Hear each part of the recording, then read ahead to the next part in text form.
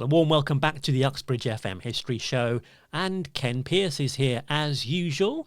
Morning, Ken, and this one is entitled Our Borough in the Doomsday Book. When you're ready, Ken. Having won the Battle of Hastings and been crowned king, William the Conqueror faced the task of running this country. Would he accept what the Saxon rulers had done, or would he make changes? One thing he did decide to leave unaltered was the currency, money. There would still be 12 pence to a shilling and 20 shillings to a pound. The Saxon had divided the country into counties or shires, and they in turn were split into manors. Each of the manors was led by a lord of the manor who lived in the manor house. Well, William decided to retain that system of local government, but to replace all those Saxon lords by his own Norman supporters, his family, and those who had fought for him in the conquest. So that change took place up and down the country. Another important decision that William made was to carry out a survey of the country, manor by manor, to find out how things were in each district. Very soon problems had developed after the conquest. In some parts of the country, there were people unwilling to accept him as king.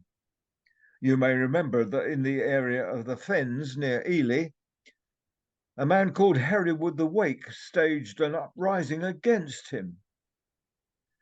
In Wales and Scotland, they were very reluctant to accept this outsider. And in other parts of the land, there had been outbreaks of cattle disease, crop failures, and even famine. Anyway, the king decided to send his men out into the whole country to record details of every manor.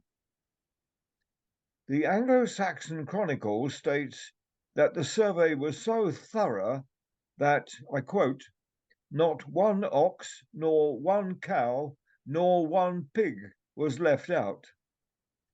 That is a gross exaggeration, but it nevertheless was quite a remarkable survey at the time, and the first in the history of the world, I think. The results of the survey were eventually taken to William at Winchester, which he had made his capital, and were then passed over to a scribe to write out in full.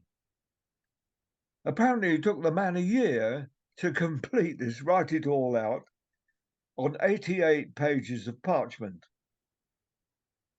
And it was claimed to be so complete that it would last until the end of the world, hence the nickname Doomsday Book. That was ready in the year 1086. Our area, of course, was listed in the Middlesex section. There were no maps or plans in this survey and no boundaries at all. There were so few people living at that time that things like that didn't matter. The only boundary concerned to us was the River Colne that divided Middlesex from Buckinghamshire and still does today. The area which is now our borough was divided into 11 manors. I will just list them going from north to south. At the north, we have Harefield and Ruislip. Today, incidentally, the southern part of Ruislip is still known as Ruislip Manor. Next came Ickenham, which was spelt Ticheham,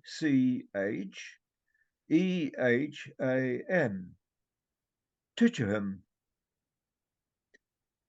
On the west side was the manor of Colham, a large area, stretching from North Uxbridge all the way south to Useley, but also including now what we call the Hillingdon Hospital area, where we find Colham Green today.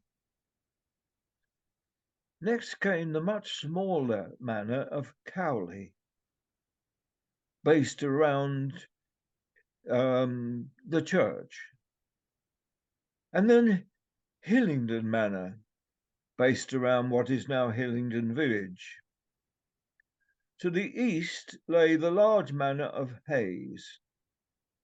South of that were Dawley, Drayton, Harlington, and Harmondsworth.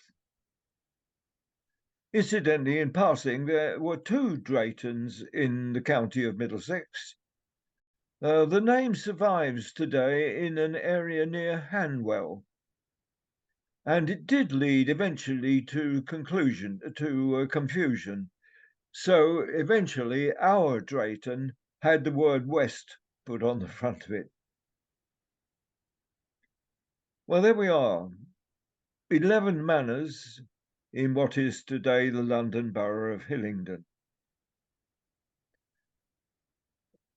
The population was small. Most of the area was covered in trees, particularly to the north, and even today that's where we find much woodland. Names like Eastcote, Northwood, Uxbridge and Useley do not appear in the Doomsday Book at all. So in the next talk, I hope to look more closely at the details of 3 of those manors.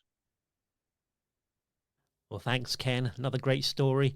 We'll catch up with you again next month, I assume.